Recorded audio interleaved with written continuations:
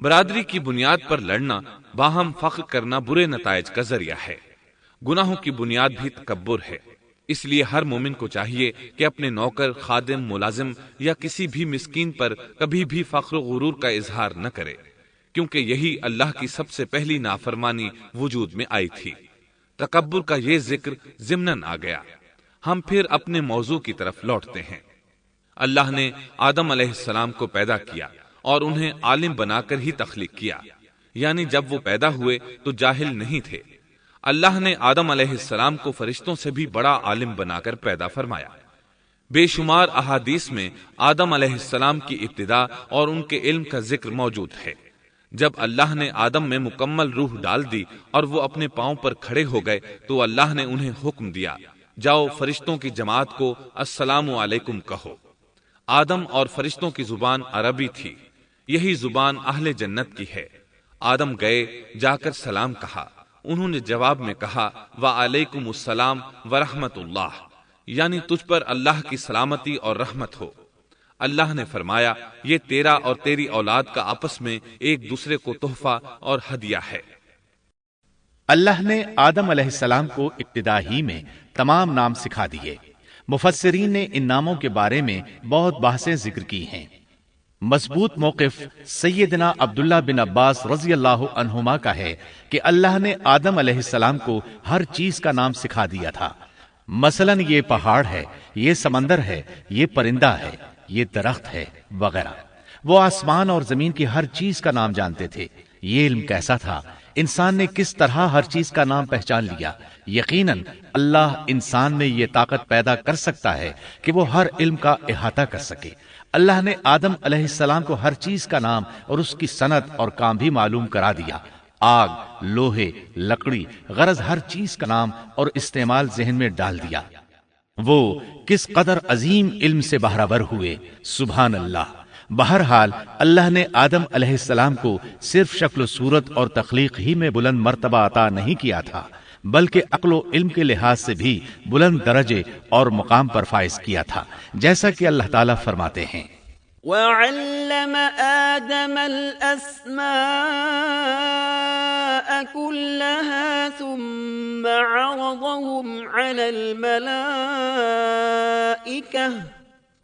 اللہ نے آدم علیہ السلام کو ہر چیز کا نام سکھا دیا، پھر ان چیزوں کو فرشتوں پر پیش کیا اور فرمایا انبئونی بأسماء هؤلاء إن كنتم صادقین۔ مجھے ان چیزوں کے نام بتاؤ اگر تم سچے ہو۔ مطلب یہ کہ تم اپنے دعوے میں کہاں تک سچے ہو؟ جب آدم کی تخلیق ہوئی تو تم نے کہا تھا اللہ جو چاہے پیدا کر لے، قسم ہے وہ ہم سے زیادہ معزز اور عالم نہیں ہوگا۔ اس دعوے میں اگر تم سچے ہو تو ذرا ان اشیاء کے نام تو بتاؤ۔ اللہ تعالیٰ نے آدم علیہ السلام کا زیادہ معزز ہونا، مکرم ہونا اور علم و معرفت والا ہونا واضح کرنے کے لیے فرشتوں کو حکم دیا کہ آدم علیہ السلام کو سجدہ کریں۔ یہ سجدہ تعظیمی تھا، عبادت والا سجدہ نہیں تھا۔ سجدہ تعظیمی پہلے وقتوں میں جائز تھا، لیکن اب حرام ہے۔ اسی لیے تو یعقوب علیہ السلام، ان کی بیوی اور 11 بیٹوں نے یوسف علیہ السلام کو سجدہ کیا تھا۔ بہرحال فرشتوں نے آدم علیہ السلام کو سجدہ کیا۔ اس سے معلوم ہو جاتا ہے کہ کون زیادہ عزت اور عظمت والا ہے۔ یقیناً آدم علیہ السلام زیادہ شرف اور منزلت کے حقدار ٹھہرے۔ جب اللہ تعالیٰ نے ان کی عزت، تکریم اور تعظیم ثابت فرما دی، تب علم و معرفت میں ان کی برتری ثابت کرنے کے لیے فرمایا اگر تم اپنے قول میں سچے ہو تو ان چیزوں کے نام بتاؤ۔ تب فرشتوں نے کہا قالوا سبحانك لا علم لنا إلا ما علمتنا إنك أنت العليم الحكيم۔ قال يا آدم أنبئهم بأسمائهم فلما أنبأهم بأسمائهم عليهم قال ألم أقل لكم إني أعلم غيب السماوات والأرض وأعلم ما تبدون وما كنتم تكتمون۔ فرشتے کہنے لگے اے اللہ تو پاک ہے، ہمیں تو صرف اتنا ہی علم ہے جتنا تو نے ہمیں سکھا رکھا ہے، مکمل حکمت و علم والا تو ہی ہے۔ اللہ تعالیٰ نے آدم علیہ السلام سے فرمایا اے آدم تم ان فرشتوں کو ان چیزوں کے نام بتاؤ۔ آدم ہر چیز کا نام بتانے لگے، کسی جگہ بھی انہوں نے غلطی نہیں کی۔ جب انہوں نے فرشتوں کو تمام چیزوں کے نام بتا دیے تو اللہ تعالیٰ نے فرشتوں کو مخاطب کر کے کہا کیا میں نے تمہیں پہلے ہی نہیں کہہ دیا تھا کہ زمین اور آسمان کا غیب میں ہی جانتا ہوں، اور میرے علم میں ہے جو تم ظاہر کر رہے ہو اور جو چھپا رہے ہو۔ یہاں ذہن میں سوال ابھرتا ہے کہ فرشتے کیا چھپا رہے تھے؟ وہ راز والی بات یہی تھی کہ اللہ ہم سے زیادہ معزز اور عالم مخلوق پیدا نہیں کرے گا۔ واضح رہے ہم آپ کو صرف واقعات ہی نہیں سنا رہے، صرف سیرت اور تاریخ ہی بیان نہیں کر رہے، بلکہ قرآن بھی پڑھ پڑھ کر سنا رہے ہیں، اور قرآن کو اس وقت تک سمجھنا محال ہے جب تک کہ ان واقعات کی تفصیل موجود نہ ہو۔ خیر، اس کے بعد اللہ تعالیٰ نے اما حوا کو پیدا فرمایا۔ انہیں آدم علیہ السلام کے فوراً بعد پیدا نہیں فرمایا، بلکہ آدم علیہ السلام نے کافی عرصہ جنت میں تنہا بسر کیا، اور حدیث میں ہے کہ وہ وحشت محسوس کرتے تھے، تنہائی کو شدت سے محسوس کرنے لگے تھے۔ آخر کار ایک روز جب وہ سو رہے تھے تو اللہ تعالیٰ نے ان کی بائیں پسلی سے اما حوا علیہ السلام کو پیدا فرمایا اور آدم علیہ السلام کا ہم سفر بنا دیا۔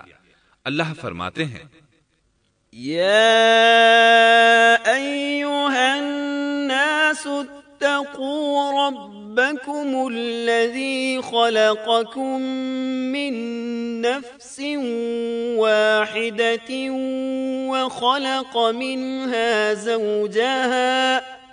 اے لوگو اپنے اس پروردگار سے ڈر جاؤ جس نے تم سب کو ایک ہی جان سے پیدا کر ڈالا، اور اس جان یعنی آدم علیہ السلام سے ان کی بیوی کو پیدا کیا۔ آدم علیہ السلام کے وجود ہی سے حوا کا وجود بنایا گیا، وہ کوئی الگ مخلوق نہیں تھی۔ جب آدم علیہ السلام بیدار ہوئے تو انہوں نے اپنے قریب ایک عورت کو بیٹھے دیکھا، پوچھنے لگے تم کون ہو؟ حوا علیہ السلام نے کہا عورت۔ آدم علیہ السلام نے پھر پوچھا تجھے کس لیے پیدا کیا گیا ہے؟ وہ بولی آپ کے لیے، تاکہ آپ مجھ سے سکون اور انس حاصل کریں۔ جب فرشتوں نے آدم علیہ السلام کو ایک عورت سے باتیں کرتے دیکھا تو کہنے لگے اب ایک اور نئی مخلوق پیدا کی گئی ہے۔ آدم علیہ السلام نے ان مخلوقات کا نام تو بتا دیا تھا جو مشہور و معروف تھیں، ان کا نام پوچھنا چاہیے۔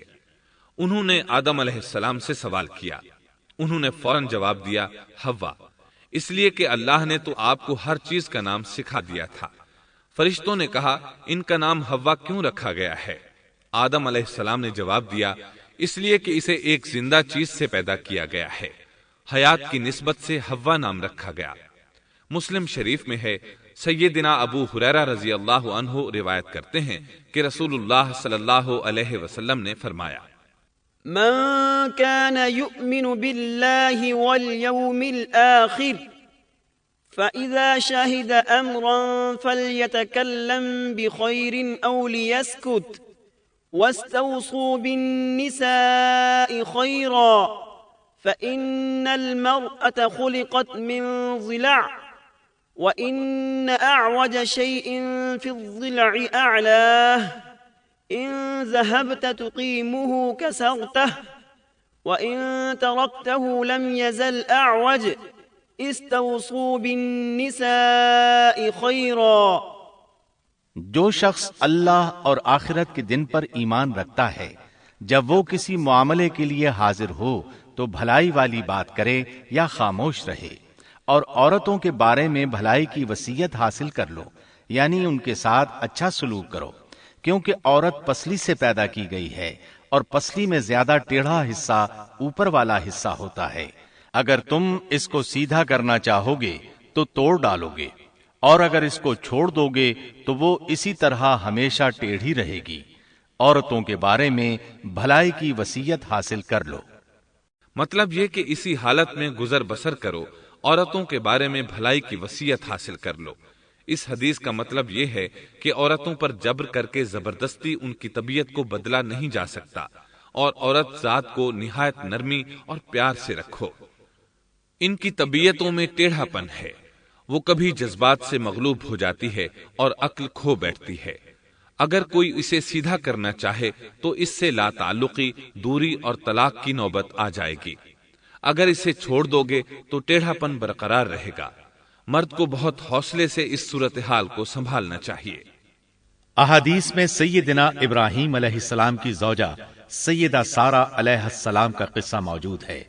وہ حوا علیہ السلام کے بعد کائنات کی سب سے زیادہ خوبصورت عورت تھی۔ احادیث سے یہ اشارہ ملتا ہے کہ حوا علیہ السلام ابتدائے انسانیت سے لے کر قیامت تک پیدا ہونے والی تمام عورتوں میں خوبصورت تھیں۔ اب ابلیس لگا اپنے وسوسے شروع کرنے۔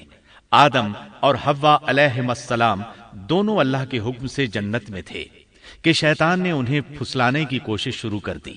اللہ تعالیٰ فرماتے ہیں، وَقُلْنَا يَا آدَمُ اسْكُنْ أَنْتَ وَزَوْجُكَ الْجَنَّةَ وَكُلَا مِنْهَا رَغَدًا حَيْثُ شِئْتُمَا۔ اور ہم نے کہہ دیا، اے آدم، تم اور تمہاری بیوی جنت میں رہو اور جہاں سے چاہو با فراغت کھاؤ۔ جنت بھی کیسی؟ اللہ فرماتے ہیں، وَجَنَّةٍ عَرْضُهَا السَّمَاوَاتُ وَالْأَرْضُ، وہ جنت کہ جس کی چوڑائی ہی آسمانوں اور زمین کے برابر ہے۔ سو اس جنت میں سے جو چاہو سو کھاؤ، کچھ بھی منع نہیں سوائے ایک درخت کے، چنانچہ ارشاد ہوا، وَقُلْنَا يَا آدَمُ اسْكُنْ أَنْتَ وَزَوْجُكَ الْجَنَّةَ وَكُلَا مِنْهَا رَغَدًا حَيْثُ شِئْتُمَا وَلَا تَقْرَبَا هَذِهِ الشَّجَرَةَ فَتَكُونَا مِنَ الظَّالِمِينَ۔ اور ہم نے کہا، اے آدم، تم اور تمہاری بیوی جنت میں رہو، پھر جس جگہ سے چاہو با فراغت کھاؤ، اور اس درخت کے پاس مت جاؤ ورنہ ظالموں میں سے ہو جاؤ گے۔ ایک اور جگہ فرمایا، وَإِذْ قُلْنَا لِلْمَلَائِكَةِ اسْجُدُوا لِآدَمَ فَسَجَدُوا إِلَّا إِبْلِيسَ أَبَى فَقُلْنَا يَا آدَمُ إِنَّ هَذَا عَدُوٌّ لَكَ وَلِزَوْجِكَ فَلَا يُخْرِجَنَّكُمَا مِنَ الْجَنَّةِ فَتَشْقَى إِنَّ لَكَ أَلَّا تَجُوعَ فِيهَا وَلَا تَعْرَى وَأَنَّكَ لَا تَظْمَأُ فِيهَا وَلَا تَضْحَى۔ اور جب ہم نے فرشتوں سے کہا کہ آدم کو سجدہ کرو تو ابلیس کے سوا سب نے سجدہ کیا۔ ابلیس نے انکار کیا تو ہم نے کہا، اے آدم، یہ تیرا اور تیری بیوی کا دشمن ہے، خیال رکھنا ایسا نہ ہو کہ وہ تم دونوں کو جنت سے نکلوا دے اور تو مصیبت میں پڑ جائے۔ یہاں تو تجھے آرام ہے، نہ تو بھوکا ہے اور نہ ننگا، اور نہ تو یہاں پیاسا ہوتا ہے، نہ دھوپ سے تکلیف اٹھاتا ہے۔ گویا اللہ نے سیدنا آدم علیہ السلام کو وسوسے سے پہلے ہی خبردار کر دیا تھا۔ ان آیات سے یہ بھی پتا چلا کہ انسان سے ابلیس کی عداوت اور دشمنی ابتدا ہی سے چلی آ رہی ہے، اور یہ بھی ثابت ہوا کہ جو لوگ کہتے ہیں کہ انسان ابتدا میں ننگا تھا، ان کا قول صحیح نہیں، اس لیے کہ اللہ تعالیٰ نے جنت میں بھی آدم علیہ السلام پر لباس رکھا اور زمین میں بھی لباس نازل کر دیا، جیسا کہ اللہ تعالیٰ فرماتے ہیں، يا بني آدم قد أنزلنا عليكم لباسا يواري سوآتكم وريشا وَلِبَاسُ التَّقْوَى ذَلِكَ خَيْرٌ۔ اے آدم کی اولاد، ہم نے تم پر لباس کو نازل کیا جو تمہاری شرمگاہوں کو چھپاتا ہے اور زینت کا سبب بھی ہے، اور تقوی کا لباس اس سے بھی بہتر ہے۔ لہذا آدم ابتدا میں ننگے نہیں تھے، انہیں تو ننگے پن کا علم ہی نہیں تھا، نہ ہی ان کی بیوی کو برہنہ ہونے کا علم تھا۔ اللہ نے آدم علیہ السلام کو کامل نعمتوں سے نوازا، بھوک نہ پیاس، یہاں تک کہ پیاس کے اسباب سے بھی محفوظ، نہ گرمی اور نہ دھوپ، پھر بے انتہا حسن و جمال، مشقت نہ تکلیف، بدبختی نہ بدقسمتی۔ آدم اور حوا علیہ السلام کے دلوں میں وسوسہ ڈالنے کے بارے میں بھی قرآن نے روشنی ڈالی ہے۔ فَوَسْوَسَ لَهُمَا الشَّيْطَانُ،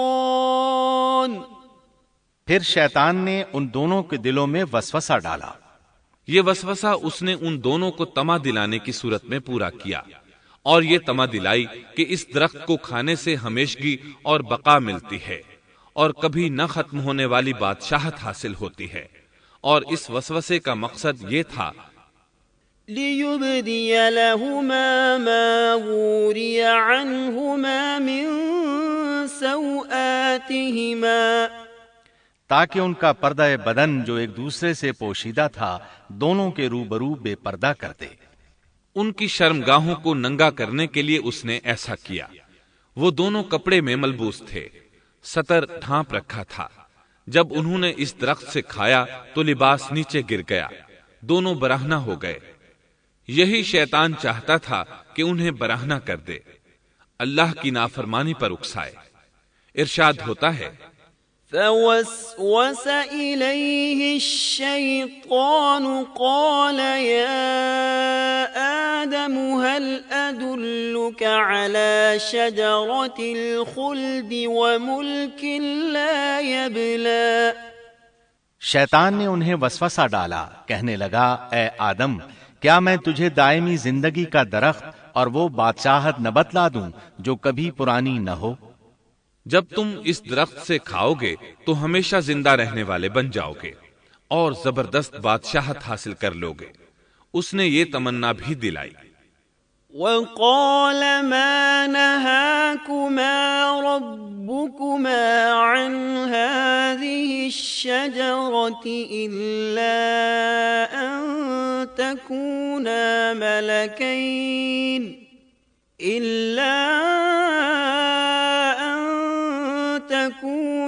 مَلَكَيْنِ أَوْ تَكُونَا مِنَ الْخَالِدِينَ۔ تمہارے رب نے تم دونوں کو اس درخت سے اس لیے منع کیا ہے کہ تم دونوں فرشتے نہ بن جاؤ یا ہمیشہ زندہ رہنے والے نہ بن جاؤ۔ یعنی تم اس درخت سے کھا لو گے تو فرشتے بن جاؤ گے اور ہمیشہ قائم دائم رہو گے۔ پھر وہ وسوسہ ڈالتے ہوئے جھوٹی قسمیں کھانے لگا، جیسا کہ ارشاد ہوتا ہے وَقَاسَمَهُمَا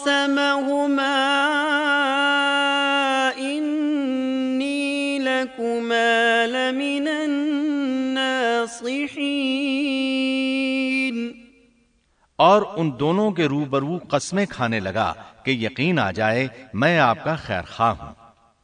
اللہ کی قسم کھانے لگا، اور اس وقت سے جھوٹی قسموں کی ابتدا ہوئی۔ اس نے ان دونوں کو فریب دے کر بہکا لیا، جیسا کہ فرمایا فَدَلَّاهُمَا بِغُرُورٍ، یعنی دھوکے سے انہیں پھسلایا، حالانکہ انہیں کسی چیز کی کمی نہیں تھی۔ بھلا وہاں کیا محتاجی ہو سکتی تھی؟ جنت میں سکون سے زندگی بسر کر رہے تھے، جنت سے بڑھ کر کیا چاہیے؟ ہمیشہ کے لیے جنت مل چکی تھی۔ اللہ تعالیٰ فرماتے ہیں فَلَمَّا ذَاقَا الشَّجَرَةَ بَدَتْ لَهُمَا سَوْآتُهُمَا وَطَفِقَا يَخْصِفَانِ عَلَيْهِمَا مِنْ وَرَقِ الْجَنَّةِ، ان دونوں نے جب درخت کو چکھا، دونوں کا پردہ بدن ایک دوسرے کے روبرو کھل گیا، دونوں اپنے بدنوں پر درختوں کے پتے جوڑ جوڑ کر رکھنے لگے۔ کپڑے اترنے پر دونوں کو حیا آئی، اس لیے کہ انسان کی فطرت میں برہنہ ہونے کی ناپسندیدگی شامل ہے۔ برہنہ ہو گئے تو کوئی لباس نہیں تھا، اس لیے درختوں کے پتے جوڑ کر جسم ڈھانپنے لگے۔ حدیث میں آیا ہے، آدم بھاگنے لگے تو اللہ نے پکارا، آدم مجھ سے بھاگتے ہو؟ آدم بولے، اللہ میں شرم کی بنا پر بھاگ رہا ہوں، اور اس وجہ سے کہ تیرے سامنے برہنہ کیسے رہوں، پھر یہ کہ نافرمانی کا ارتکاب بھی کر چکا ہوں۔ یہاں ایک سوال پیدا ہوتا ہے، دونوں میں سے پہلے کھانے والا کون تھا؟ اس بارے میں راجح قول یہ ہے کہ وہ حوا علیہ السلام تھی۔ انہی نے آدم علیہ السلام کو طمع دلاتے ہوئے اس غلطی پر آمادہ کیا تھا، جیسا کہ بخاری شریف میں نبی اکرم صلی اللہ علیہ وسلم نے فرمایا، لولا حواء لم تخن انثى زوجها، اگر حوا نہ ہوتی تو کوئی عورت اپنے خاوند سے خیانت نہ کرتی۔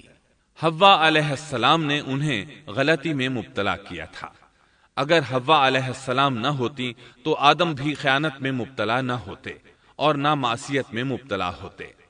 تب اللہ نے انہیں پکارا، وَنَادَاهُمَا رَبُّهُمَا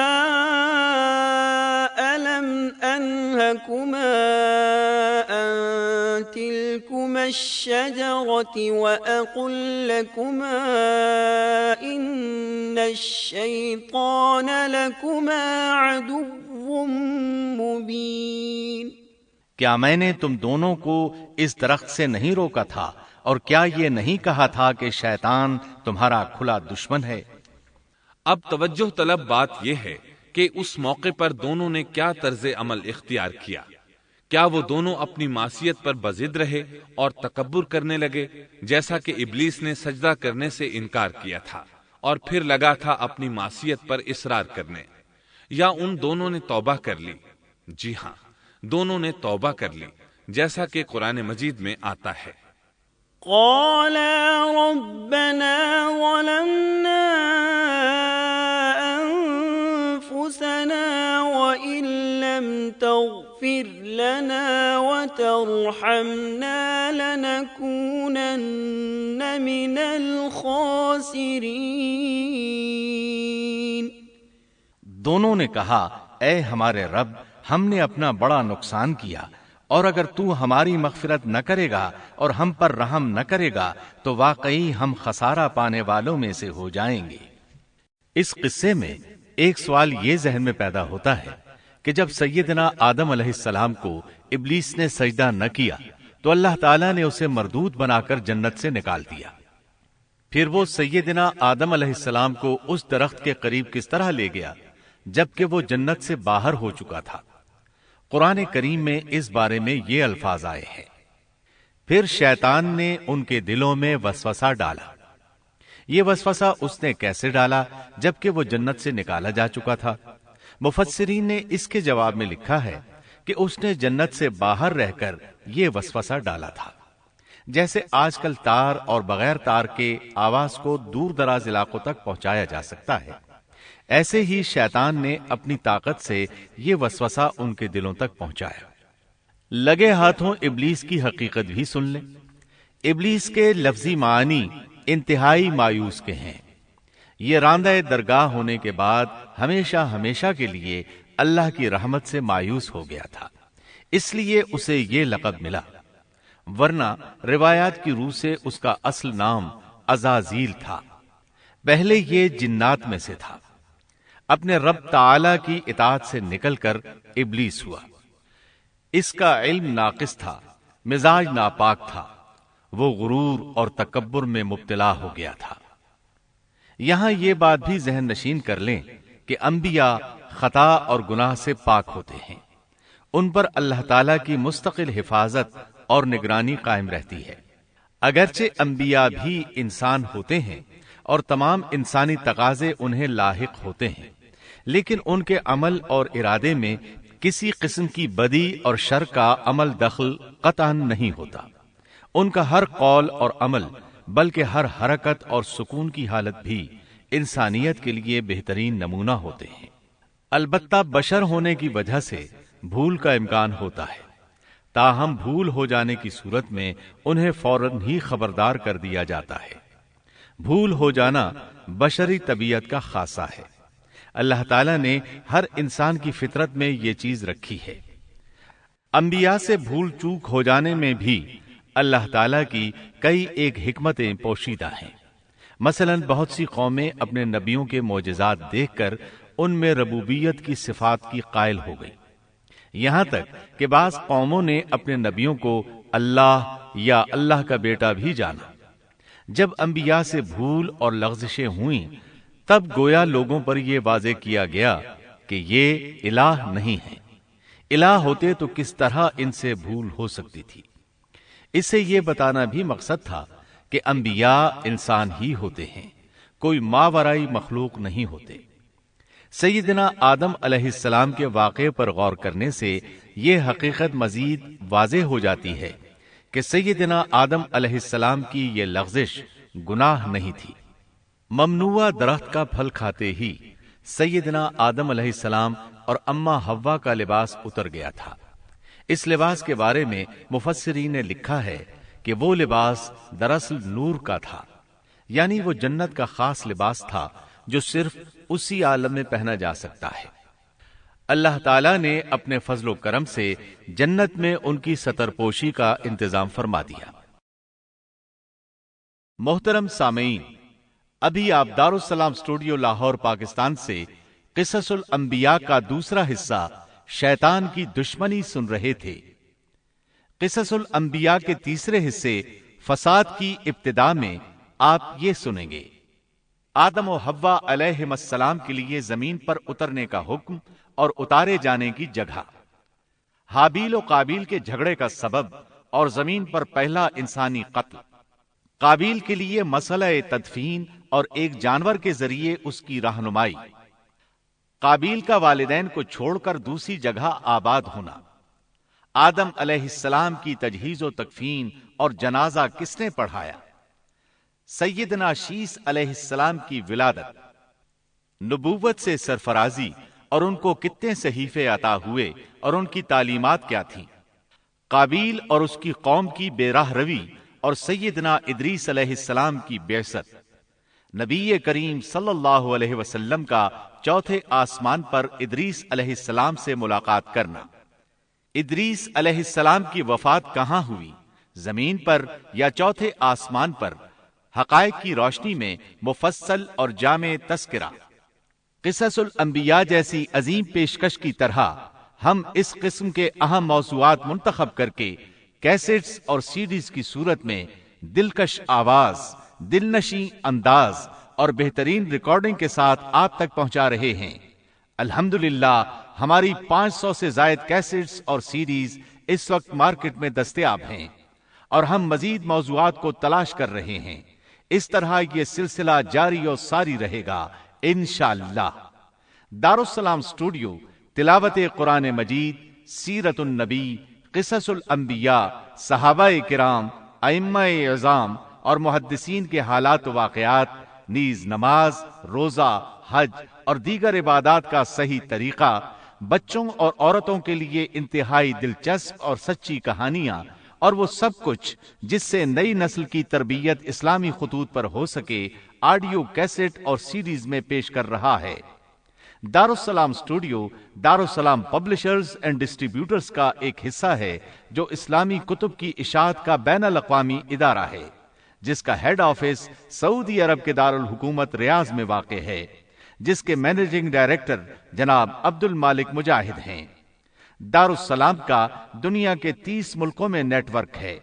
پاکستان میں اس کا ایڈریس نوٹ کر لیں: دارالسلام اسٹوڈیو، 36 لوور مال، سیکریٹریٹ سٹاپ، لاہور۔ فون 7120054724 7240024 اور 7846714۔ فیکس 7354072۔ یہ پیشکش تھی محمد طارق شاہد کی۔ اللہ حافظ۔